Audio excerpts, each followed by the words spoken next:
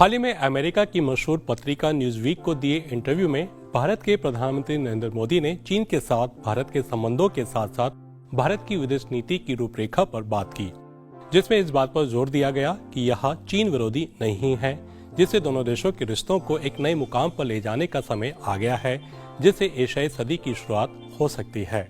प्रधानमंत्री नरेंद्र मोदी ने तीसरी बार सत्ता में आने के बाद चीन के साथ संबंध सुधारने का स्पष्ट संकेत दिए थे। भारत सरकार ने महसूस किया कि आर्थिक और क्षेत्रीय हितों को ध्यान में रखते हुए चीन के साथ संवाद को नए सिरे से शुरू करना जरूरी है। भारत और चीन के बीच स्थिर और शांतिपूर्ण संबंध न केवल दोनों देशों के लिए बल्कि पूरे क्षेत्र और दुनिया के लिए भी जरूरी है। इस रणनीति के तहत दोनों देशों ने धीरे धीरे उच्च स्तरीय कूटनीति में कदम बढ़ाए। जुलाई में अस्ताना और नवंबर में रियो द जेनेरियो में भारतीय विदेश मंत्री एस जयशंकर और चीनी विदेश मंत्री वांग यी की मुलाकातों ने इस प्रक्रिया को आगे बढ़ाया। वहीं इन नीतिगत बयानों पर चीन की प्रतिक्रिया यह रही कि चीन भारत सीमा गतिरोध को हल करने की दिशा में दोनों पक्षों ने निकट संचार बनाते हुए बहुत सकारात्मक तरक्की की है। चीन का मानना है कि मजबूत संबंध दोनों देशों के हितों में है और क्षेत्र और उससे परे शांति और विकास को बढ़ावा देते हैं। दरअसल भारत और चीन का इतिहास गहरे सांस्कृतिक और आर्थिक रिश्तों से भरा है। पिछले कुछ दशकों में कई एक्सपर्ट्स ने एशियाई सदी की बात की है, जिसका मतलब है कि एशिया फिर से दुनिया की अर्थव्यवस्था और राजनीति में बड़ा रोल निभाएगा और वर्ल्ड ऑर्डर को प्रभावित करेगा। भारत और चीन पहले से ही ब्रिक्स में नए वर्ल्ड ऑर्डर को आकार देने के लिए मिलकर काम कर रहे हैं। 23 अक्टूबर को रूस के कजान में प्रधानमंत्री नरेंद्र मोदी और चीन के राष्ट्रपति शी जिनपिंग की एक अहम मुलाकात हुई। माना गया कि इस बैठक का उद्देश्य भारत और चीन के बीच बिगड़ते संबंधों को फिर से पटरी पर लाना था, खासतौर से साल 2020 के गलवान संघर्ष के बाद से जो दरारें आई थी उन्हें भरने का। वहीं ब्रिक्स की विभिन्न मीटिंग्स के दौरान रूस कह चुका है कि एशिया की शांति और स्थिरता के लिए भारत और चीन के संबंध सामान्य होना जरूरी है। ब्राजील, रूस, भारत, चीन और दक्षिण अफ्रीका के सदस्यों वाले मौजूदा ब्रिक्स ने 5 नए सदस्यों का स्वागत किया।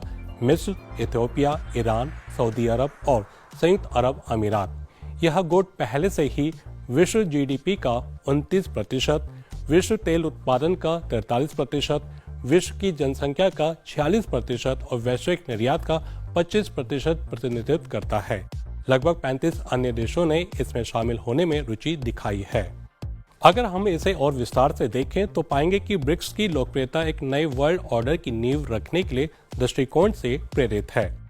ब्रिक्स सदस्यों के बीच एक उभरती हुई आम सहमति यह है कि वैश्विक वित्तीय और शासन प्रणाली या अंतर्राष्ट्रीय व्यवस्था काम नहीं कर रही है और एक नई व्यवस्था की आवश्यकता है। उनका साझा एजेंडा फाइनेंस, विकास और व्यापार के मुद्दों के इर्द गिर्द एकजुट होना है।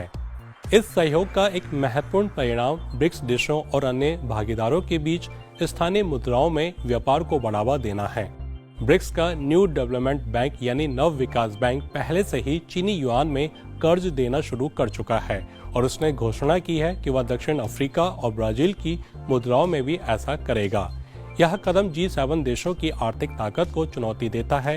ये सभी देश एक समान भविष्य चाहते हैं और उन्होंने 2023 में जोहान्सबर्ग में ब्रिक्स शिखर सम्मेलन में संकेत दिया कि G7 के प्रभुत्व वाले संस्थानों के बाहर विकल्प फल फूल रहे हैं और उनका लाभ उठाने के लिए तैयार हैं। संयुक्त राष्ट्र सुरक्षा परिषद, वर्ल्ड बैंक, IMF और WTO सहित मौजूदा वैश्विक संस्थानों के सुधार पर ब्रिक्स नीति दस्तावेजों के विस्तार पर नया जोर दिया गया है। ब्रिक्स संयुक्त राष्ट्र के भीतर मतदान पैटर्न को आकार देगा और कृषि उत्पादन, खाद्य सुरक्षा, डिजिटल अर्थव्यवस्था, सेवाओं में व्यापार और नई औद्योगिक क्रांति सहित अपनी आम चिंता के उपेक्षित क्षेत्रों पर संस्थागत ढांचे विकसित कर रहा है। इन वोटों का उपयोग संयुक्त राष्ट्र और संबंधित संस्थाओं में एजेंडा निर्धारण को प्रभावित करने के लिए तेजी से किया जाएगा।